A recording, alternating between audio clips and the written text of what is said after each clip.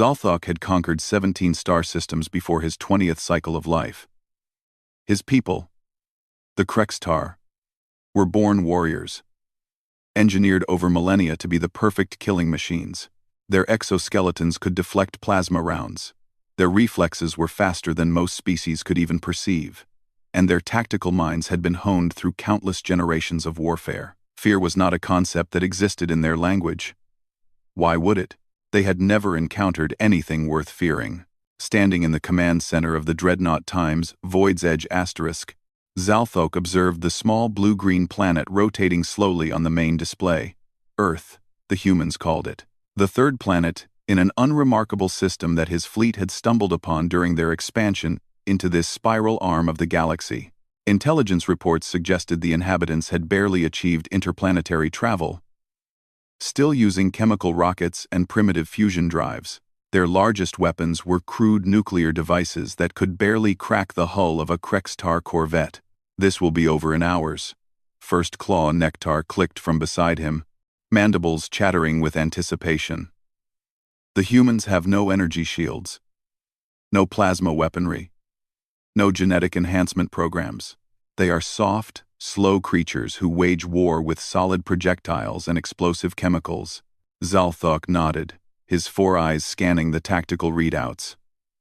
The human population numbered in the billions, spread across several large landmasses. Their military forces seemed divided into competing nation-states that had apparently spent centuries fighting each other, instead of unifying against external threats. It was almost pitifully inefficient. Begin the standard conquest protocol, Zalthok ordered, his voice carrying the authority of countless victories. Deploy the orbital bombardment platforms above their major military installations. Eliminate their space-based assets first, then establish air superiority. Leave enough of their infrastructure intact for resource extraction operations. The Krextar fleet moved with practiced efficiency. 300 vessels, ranging from swift raiders to massive capital ships, took positions around Earth's orbit. The humans' primitive early warning systems would have detected them by now, but it would make no difference.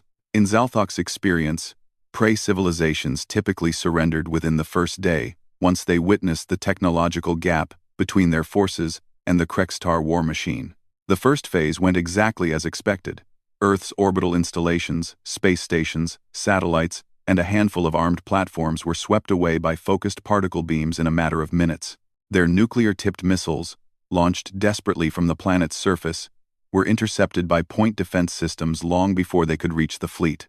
Zalthok watched human aircraft scrambling from bases across the planet, their primitive jets barely capable of reaching the lower atmosphere. "Sir," Communications Officer Qualdex reported from his station, "we are receiving multiple transmission on various frequencies. The humans appear to be attempting to communicate." "Standard surrender offer?"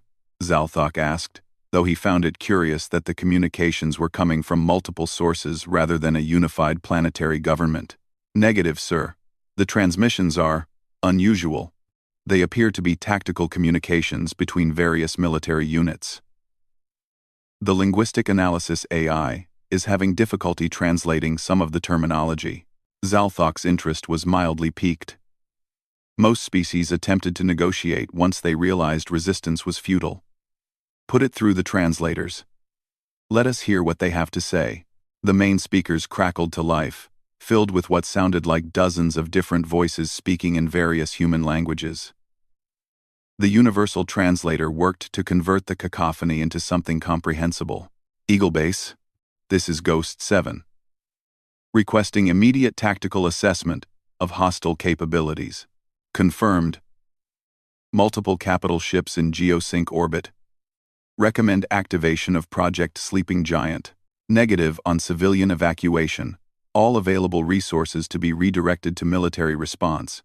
Requesting permission to deploy enhanced units. Authorization code Omega Black." Zalthok's head tilted slightly. Project Sleeping Giant? Enhanced units? The terminology was unfamiliar, but there was something in the tone of these communications that struck him as odd. He had heard countless species' death throes, the panic, the desperation, the bargaining. But these humans, sounded focused, professional, as if they were following predetermined protocols rather than responding in terror to an overwhelming force. "Begin surface bombardment of military targets," he ordered. "Standard pattern. Focus on their command centers and major bases." The orbital platforms unleashed their fury upon Earth's surface. Directed energy weapons lanced down from space, turning military installations into molten craters. Naval bases disappeared in flashes of superheated plasma. Air Force installations were reduced to scattered debris. Zalthok observed the destruction with satisfaction, noting how the humans' communication networks began to fragment as their infrastructure was systematically dismantled. But the communications didn't stop. If anything, they seemed to multiply, spreading across different frequency bands and relay methods, buried cables, quantum entanglement transmitters, even crude radio waves bouncing off the planet's ionosphere. It was as if the humans had anticipated orbital bombardment and prepared multiple backup systems. "Sir," Tactical Officer Wextal called out, "we are detecting energy readings from multiple locations on the surface. The humans appear to have numerous underground facilities that are now coming online." Asian. Zalthok approached the tactical display. Red dots were appearing across Earth's landmasses, marking energy signatures that hadn't been detected during their initial scans. Deep underground installations, carefully hidden and shielded, were beginning to reveal themselves now that the surface fighting had begun. "Mountain complexes," Wextal continued, highlighting several particularly large signatures. "Bunker networks spanning hundreds of kilometers.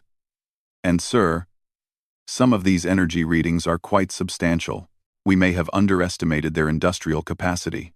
A new voice came through the communication intercepts, clearer than the others, speaking in what the translator identified as English. "All units, this is CENTCOM. Operation Iron Wall is now in effect. All enhanced warriors report to deployment stations. Civilians are to remain in designated safe zones. Repeat. Operation Iron Wall is now active. We are at Condition 1. Enhanced warriors." There was that term again. Zalthok found himself studying the tactical display more carefully. The humans' response was far more coordinated than he had expected from a species that supposedly divided itself into competing nation-states. It appeared that beneath their surface political divisions, they had maintained unified military command structures and contingency plans. "Deploy ground forces," Zalthok decided. "Begin with major population centers. Standard occupation protocols. The humans may have more underground installations than anticipated, but their surface forces are still primitive. Our shock troops will end this quickly." The first wave of Krextar drop pods began their descent toward Earth's surface. Thousands of elite warriors in powered armor, equipped with plasma weapons and energy shields, fell like deadly rain toward the planet below. Zalthok had seen this same deployment break the will of dozens of species. The sight of indestructible alien warriors materializing in their cities typically caused immediate mass surrenders. But as the first reports came back from the ground forces, Zalthok felt something he had never experienced before: confusion. "Command, this is Strike Team Alpha." The voice of Ground Commander Hextor crackled through the comm. "We have encountered unexpected resistance in the urban zone designated New York. The humans appear to have defensive positions prepared throughout the city." "Elaborate," Zalthok ordered. "Sir, the moment our pods touched down, we came under fire from concealed positions. The humans had barricades, firing positions, and clear fields of fire already established. It appears they have been planning for urban warfare against a superior force." Zalthok's mandibles clicked in annoyance. "Their weapons cannot penetrate Krextar battle armor. Proceed with standard clearing procedures." "Sir," Hextor's voice carried a note of uncertainty that Zalthok had never heard from his ground commander before. "Their weapons are unusual. They appear to be using depleted uranium rounds, white phosphorus charges, and some kind of electromagnetically accelerated projectiles. While not directly penetrating our armor, they are causing system disruptions and mobility issues." "Electromagnetic projectiles?" Zalthok pulled up the technical specifications for human technology in their database. According to their intelligence, humans were still using chemical propellants and simple metallurgy. Where were they getting electromagnetic weaponry? Strike Team Beta reporting, another voice interrupted. Landing Zone Tokyo is heavily fortified. The humans have created kill zones throughout the city they appear to be using our own drop pod impact patterns against us. Sir, they knew where we were going to land. That gave Zalthok pause.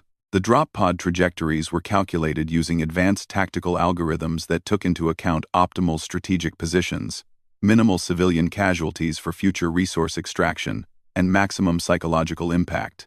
How could a primitive species predict such calculations? Strike Team Gamma. Came a third report. This one with static distorting the signal. London sector is experiencing heavy resistance. The humans have deployed some kind of... Sir, I don't know how to describe this.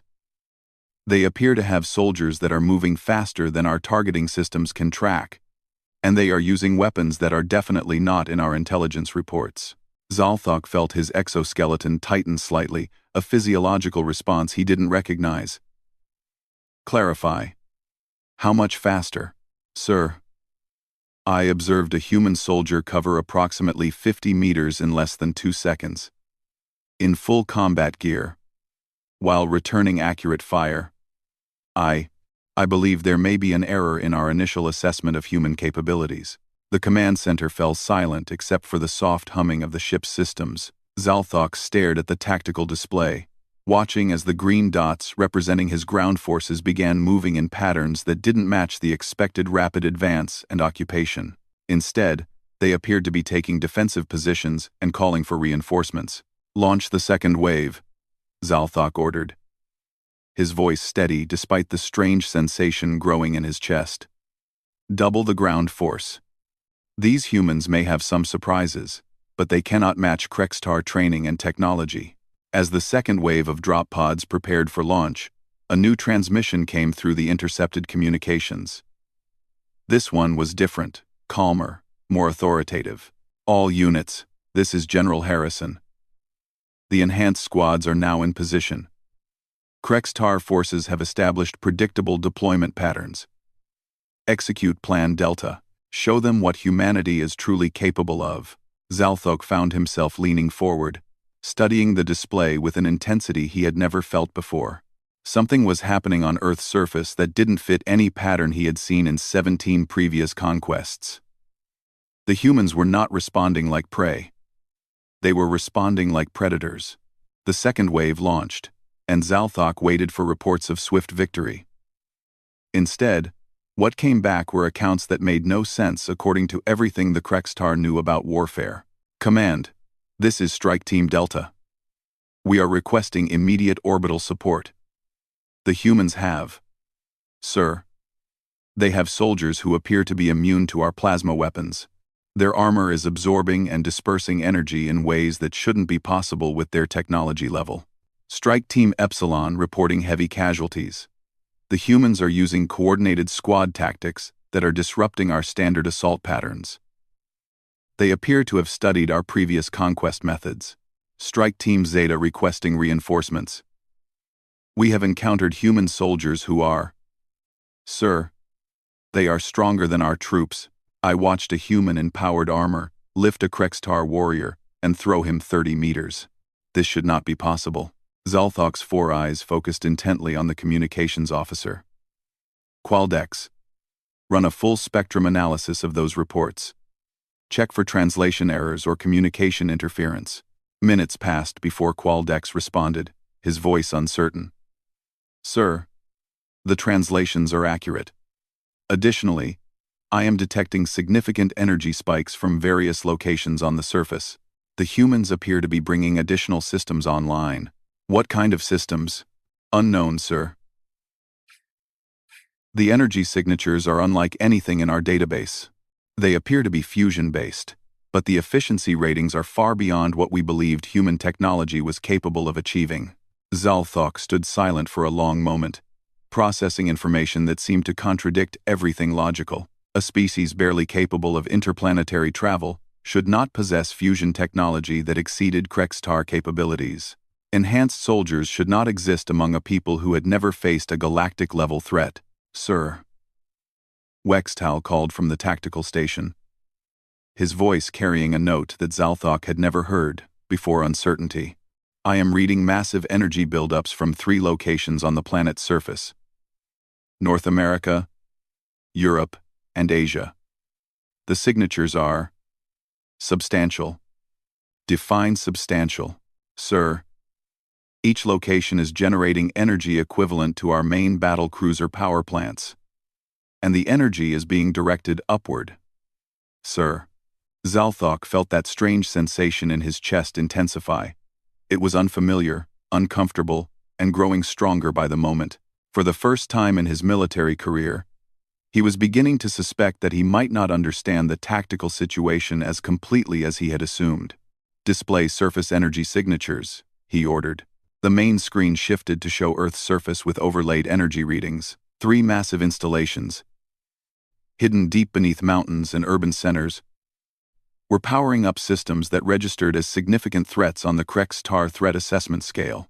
Moreover, smaller installations were coming online across the planet, creating a network of energy signatures that suggested a level of technological infrastructure that their intelligence had completely missed. A new transmission came through the intercepts, and this one caused Zalthok's strange chest sensation to intensify dramatically. This is Earth Defense Command to all Krextar vessels. You have invaded our home. You have attacked our people. You have made a mistake that your species will remember for generations. We are human beings. We are the children of a world that has spent millions of years trying to kill us, and we have not only survived but thrived. We have turned conflict into an art form, strategy into a science, and warfare into our greatest achievement. You wanted to see what humanity is capable of. You are about to find out. The transmission cut off, and the command center fell into absolute silence. Zalthok stared at the tactical display, his mind racing through calculations and possibilities that all led to conclusions he didn't want to consider. The energy readings, the coordinated resistance, the enhanced soldiers, the hidden infrastructure, all of it pointed to a level of preparation and capability that suggested the humans had been ready for this encounter long before the Krextar fleet had arrived. For the first time in his life, Zalthok began to wonder if he had made a mistake. The sensation in his chest was growing stronger, spreading through his entire body like some kind of system alert that his species had never needed to develop. He didn't have a name for it, didn't understand what his body was trying to tell him. He would learn soon enough that humans had a word for what he was beginning to feel: fear. The first indication that something had gone catastrophically wrong came when Strike Team Alpha went silent. Zalthok stood before the tactical display, watching the green dot that represented 30 elite Krextar warriors simply disappear from the grid. Not destroyed, which would have left debris signatures, but gone, as if they had never existed. Expand search parameters, he ordered, his voice maintaining the calm authority that had carried him through countless campaigns. Full spectrum scan of the Alpha team's last known position. The sensor officer's mandibles clicked nervously. Sir, we are detecting no Krextar biosignatures in a 3-kilometer radius around their last transmission point. However, we are reading significant structural damage to the urban area and unusual energy residue. Define unusual. The readings suggest some form of directed energy weapon was used, but the signature doesn't match any known Krextar technology. The energy pattern is more focused, more efficient than our plasma weapons. Zalthok felt that strange sensation in his chest intensify. The humans weren't supposed to have directed energy weapons. According to every intelligence report, they were still using chemical projectiles and primitive explosives. A new transmission crackled through the communications array. This one was being broadcast on multiple frequencies simultaneously, ensuring that every Krextar ship in the fleet would receive it clearly. Attention Krextar vessels. This is Colonel Sarah Chen of the United Earth Defense Force Special Operations Division. Your Strike Team Alpha has been neutralized. They are alive and in our custody. If you wish to retrieve them, you are welcome to send more troops to the surface. We will be waiting. The transmission included coordinates, a direct challenge, an invitation to combat. In 17 previous campaigns, Zalthok had never encountered an enemy that offered such casual defiance after demonstrating they could eliminate an entire Krextar strike team. "Sir," Ground Commander Hex Tor's voice came through from the surface, requesting immediate extraction of all ground forces. "The humans are." "Sir, they are hunting us." "Clarify." "They appear to know our patrol patterns, our communication frequencies, our standard tactical responses. Every time we attempt to establish a defensive position, they attack from directions we didn't expect, using weapons and methods that aren't in any of our tactical databases." Zalthok pulled up the real-time feeds from his remaining ground forces. What he saw challenged everything he understood about warfare. The humans weren't engaging in direct confrontation, they were using the urban environment itself as a weapon. Buildings had been modified with hidden passages, rooftops connected by invisible bridges, and underground tunnels that allowed rapid troop movement without detection. More troubling was what the feeds revealed about human soldiers themselves. They moved with precision that matched or exceeded Krextar training. Their coordination was flawless, their tactics were innovative, and their equipment was far more advanced than intelligence had suggested. "Strike Team Beta, report status," Zalthok ordered. "Sir, we are surrounded by approximately 12 human soldiers. They have offered to let us surrender. Sir, I believe they could have eliminated us at any time, but they are choosing to capture rather than kill. Capture rather than kill." Zalthok's tactical mind immediately understood the implications. The humans were studying Krextar capabilities, learning their weaknesses, gathering intelligence. This wasn't the desperate defense of a primitive species, this was a carefully orchestrated intelligence-gathering operation. "All ground forces, execute immediate withdrawal to extraction points," Zalthok commanded. "Prepare for orbital bombardment of all human military positions." "Sir," Tactical Officer Wextal interrupted, "we are detecting massive energy buildups from those 3 installation sites. Recommend delaying bombardment until we can assess potential threats." Before Zalthok could respond, the main display flashed with proximity alarms. 3 objects had launched from Earth's surface, moving at velocities that should have been impossible for chemical rockets. "Incoming projectiles," the sensor officer announced. "Time to impact, 4 minutes." "Sir, these are not following ballistic trajectories. They appear to be adjusting course during flight. Guided weapons." The humans had guided weapons capable of reaching orbital altitudes and performing course corrections. Zalthok quickly calculated the implications if they could guide weapons through space. They possessed targeting systems advanced enough to track individual ships in his fleet. "Evasive maneuvers," he ordered. "Launch interceptor missiles. Deploy defensive screens." The Krextar fleet moved with practiced efficiency. But as the human projectiles approached, it became clear that these were not ordinary weapons. They were accelerating beyond what chemical propulsion should allow. And they were demonstrating intelligence in their approach vectors. The first projectile struck the cruiser times Bone Crusher times with an impact that registered across every ship in the fleet. But it wasn't the impact itself that concerned Zalthok, it was what happened next. Instead of exploding, the projectile appeared to attach itself to the ship's hull and began sending out electromagnetic pulses that disrupted the cruiser's systems. "Boarding torpedo," Wextal announced with disbelief. "The humans have launched a boarding torpedo capable of reaching orbital velocity." Within minutes, the Times Bone Crusher Times was reporting human soldiers moving through its corridors. Not hundreds of soldiers that would be required for a standard assault, but small teams that were systematically disabling critical systems with surgical precision. The second projectile struck a destroyer, with similar results. The third was intercepted by point defense systems, but the explosion revealed technology that made Zalthok's strange chest sensation intensify to levels that were becoming difficult to ignore. "Sir." Communications Officer Qualdex called out. "We are receiving a transmission from the Times Bone Crusher Asterisk. The humans aboard that vessel are requesting to speak with you directly. Put them through." The voice that came through the speakers was calm, professional, and carried the tone of someone accustomed to command. "This is Major James Rodriguez, United Earth Marine Corps Special Operations Command. I am currently aboard your vessel times Bone Crusher **. Your crew has been secured and is unharmed. I would like to discuss terms for their release. Zalthok found himself staring at the communications console, as if it had malfunctioned. Are you wish to negotiate? I wish to educate, the human replied. You came here believing that you understood what you were facing. You were incorrect. Humanity has been preparing for this encounter for longer than your species has existed as a unified civilization. Impossible. Your species has barely achieved interplanetary travel. Our species has been fighting wars since before we developed agriculture. We have spent 10,000 years perfecting the art of killing each other, and in the last century, we unified that expertise into a single purpose, protecting Earth from exactly the kind of threat you represent. The transmission paused, and Zalthok could hear background sounds of efficient activity, his own crew being systematically processed by human soldiers who had somehow reached orbit in crude projectiles and then fought their way through a heavily armed starship.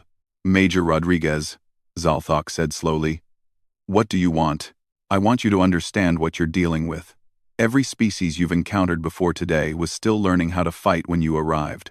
Humanity has been perfecting warfare as both science and art for millennia. We have had nuclear weapons for over a century. We have had genetic enhancement programs for decades. We have had artificial intelligence assisting our military planning for longer than your intelligence services apparently realized. Your intelligence is incorrect. Our scans detected no advanced technology on your planet. Your scans detected exactly what we wanted you to detect. Colonel Chen is currently preparing a demonstration that should clarify the actual state of human military capability. I recommend you observe carefully. The transmission ended, leaving the command center in uncomfortable silence. Zalthok turned back to the tactical display, where new energy signatures were appearing across Earth's surface. Not just the 3 major installations, but dozens of smaller sites that had somehow remained hidden until this moment. Sir, Wextal announced, his voice carrying that increasingly familiar note of uncertainty. Massive energy spike from the North American installation. They appear to be charging some kind of directed energy system.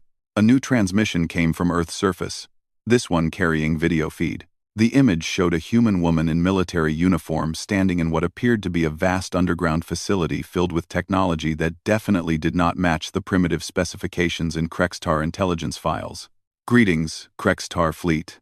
I am Colonel Sarah Chen, Commanding Officer of Earth's Orbital Defense Network. You are currently observing Defense Installation 7, one of 43 such facilities located across our planet.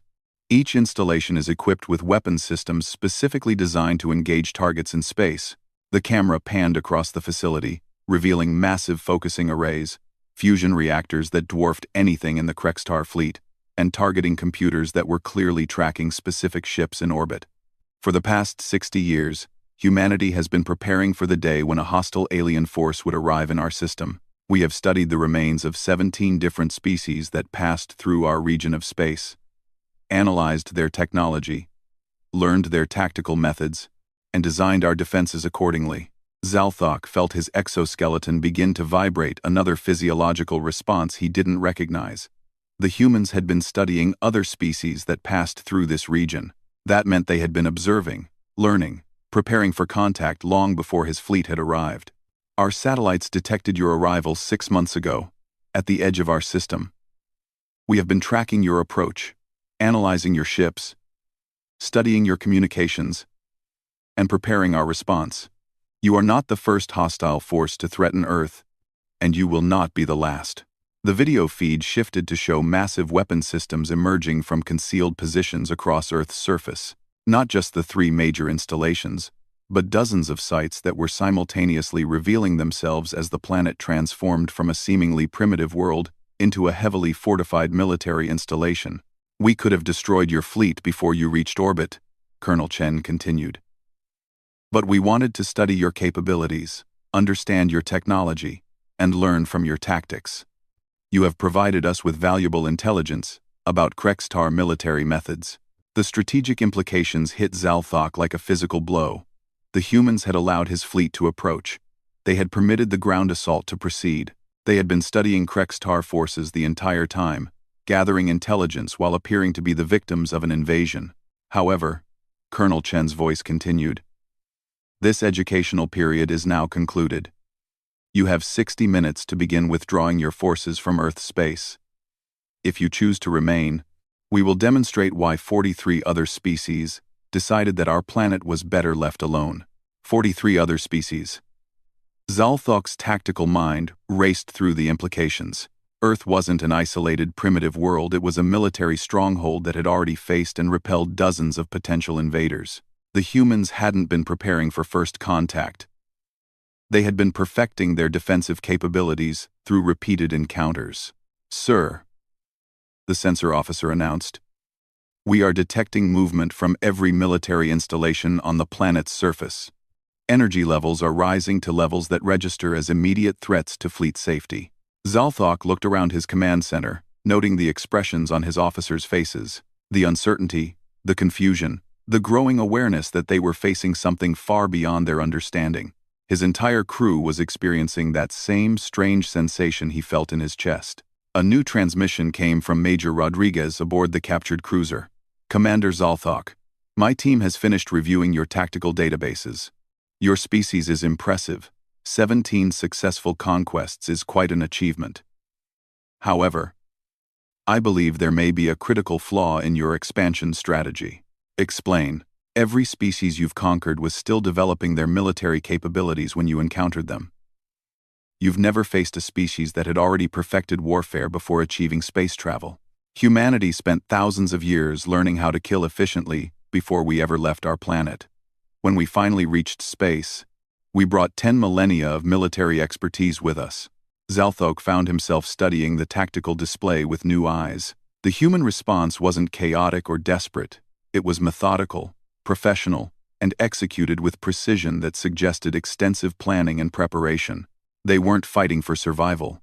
They were conducting a military operation according to predetermined protocols.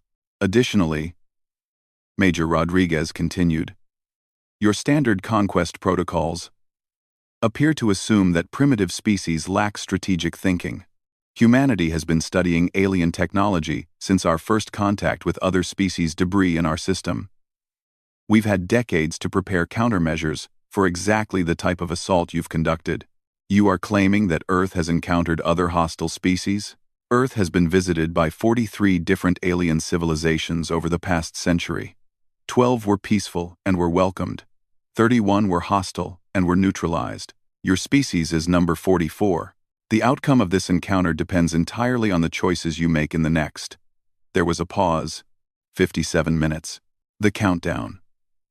The humans were operating on a precise timeline, suggesting that their response was part of a carefully orchestrated plan, rather than a desperate improvisation.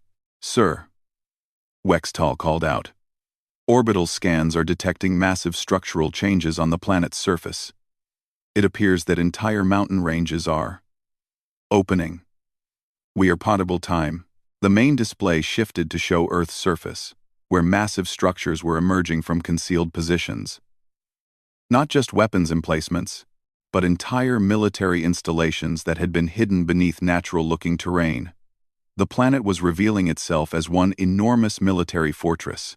Zalthok realized that his strange chest sensation was now affecting his entire body. His hands were shaking slightly, his breathing had become irregular, and his tactical thinking was becoming clouded by unfamiliar emotional responses.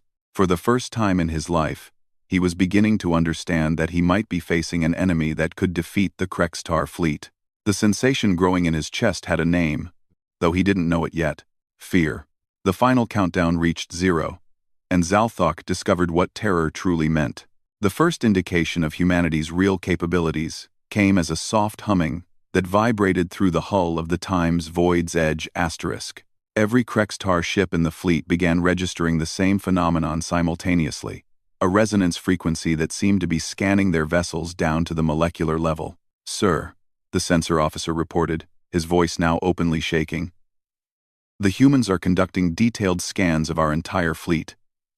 They appear to know the exact position, heading, and structural composition of every ship in our armada." Zalthok stared at the tactical display where hundreds of human targeting systems were now painting every vessel in his fleet.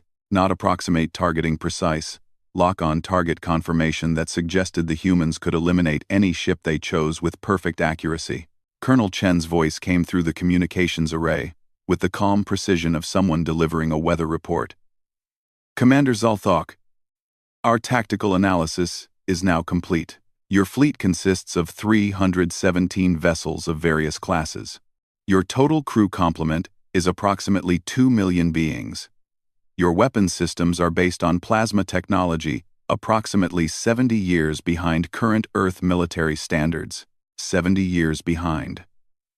Zalthok felt his exoskeleton begin to crack under stress he had never experienced before. The sensation in his chest was now spreading through his entire body like some kind of systemic failure, affecting his ability to think clearly.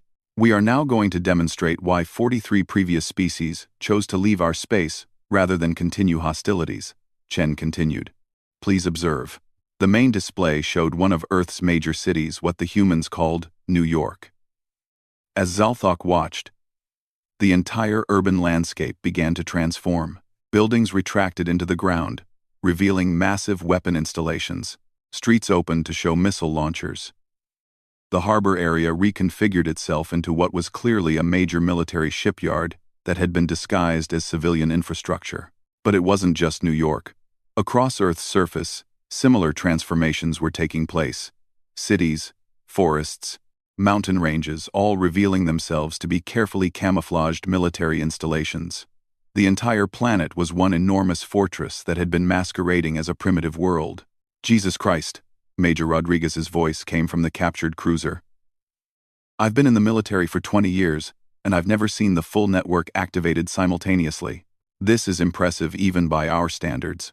Through the communication link, Zalthok could hear his own crew members being addressed by human soldiers. They were being given tours of the captured ships, shown how human technology was superior to Krextar systems, and educated about Earth's military capabilities. The humans weren't interrogating prisoners, they were conducting educational seminars. Commander Zalthok, Colonel Chen's transmission continued. We are now going to demonstrate our primary orbital defense systems.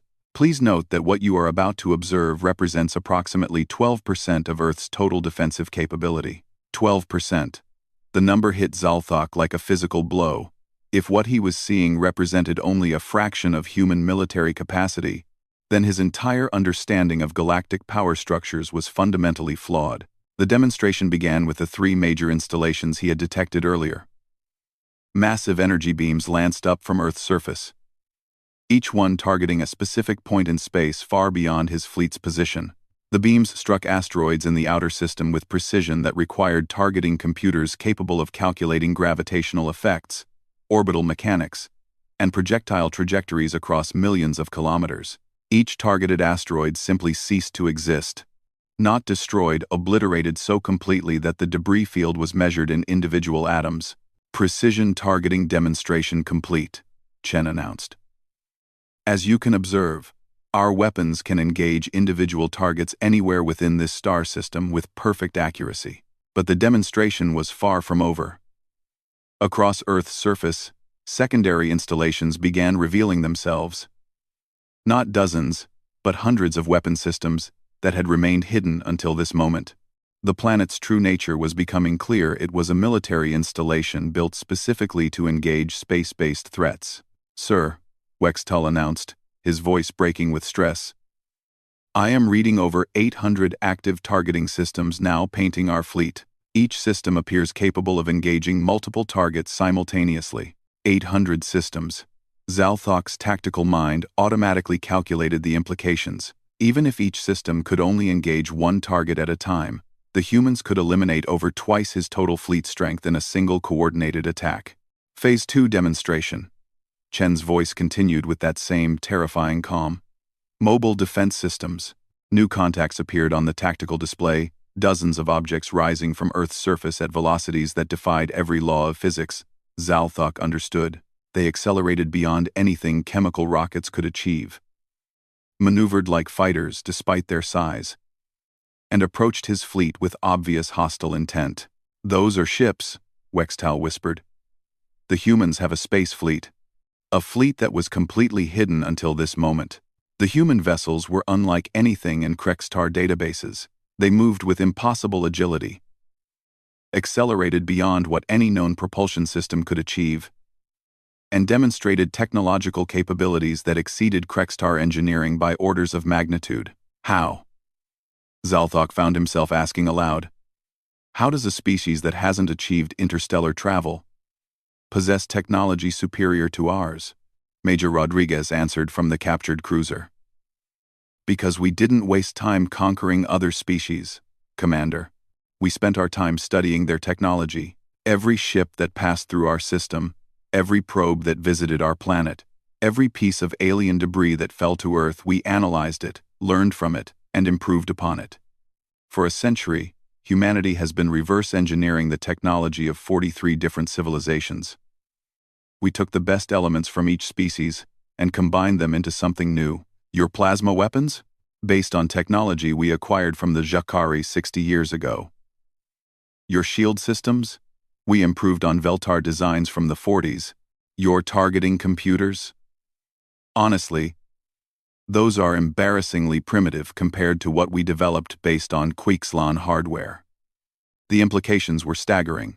Earth wasn't a primitive world that had been discovered by advanced civilizations. It was a research and development center that had been systematically acquiring and improving alien technology for decades. "Phase 3 demonstration," Chen announced. "Defensive response simulation." What happened next would haunt Zalthok for the rest of his life.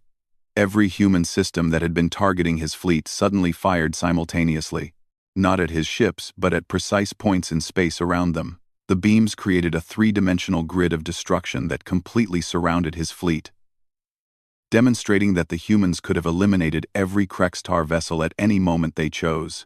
The grid pattern lasted exactly 10 seconds before shutting down, leaving his fleet completely unharmed but absolutely surrounded by dissipating energy signatures that proved beyond any doubt that the humans could have ended the battle whenever they wanted.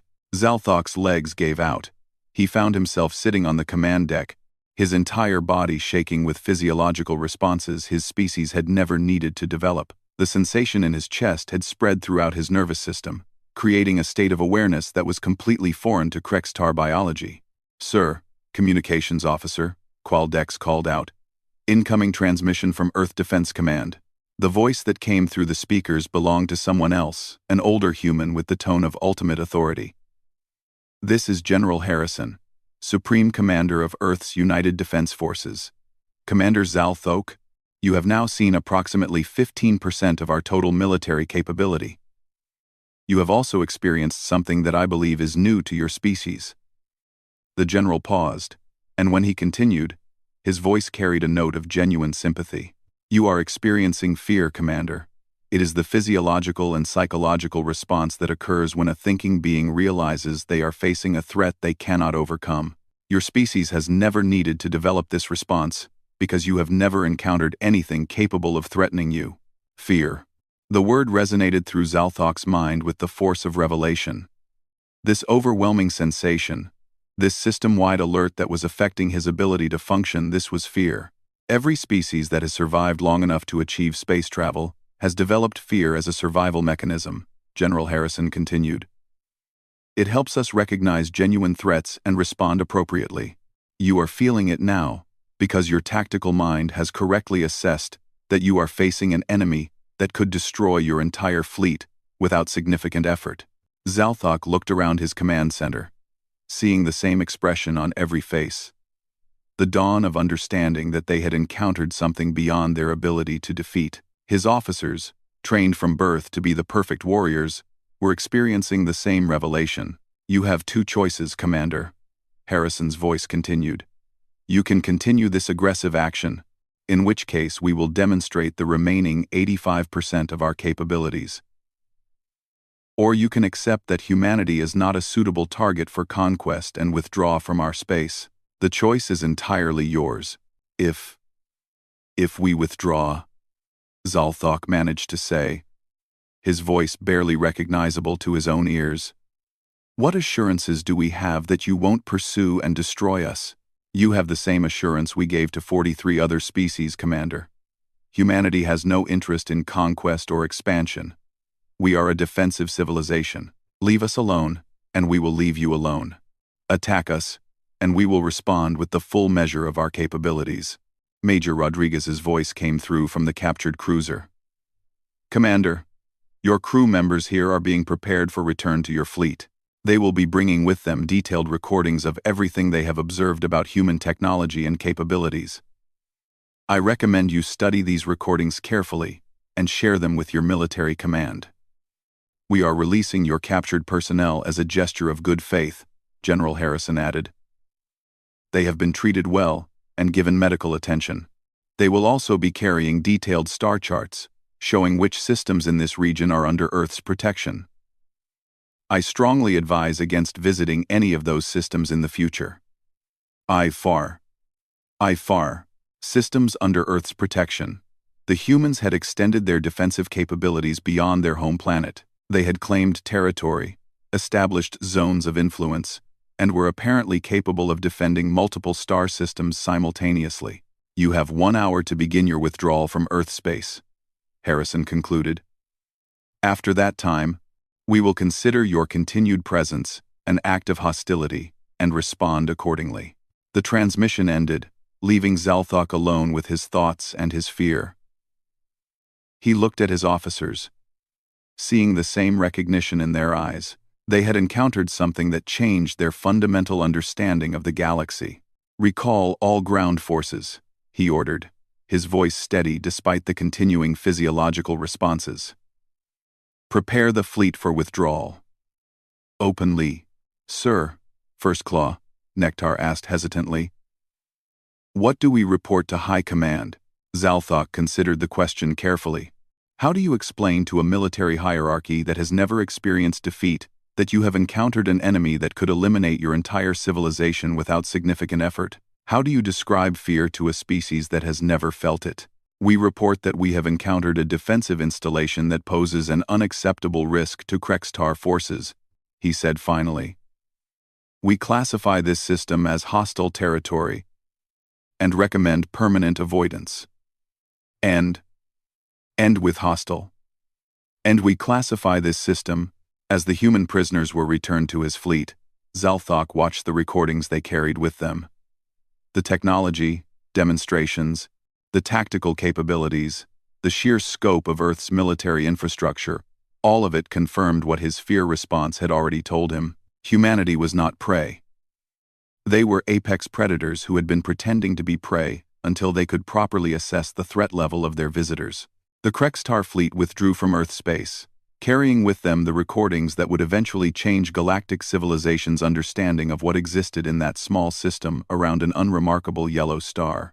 Zalthok spent the remainder of his military career studying the concept of fear, learning to recognize it in other species, and using it as a survival tool that his people had never needed before.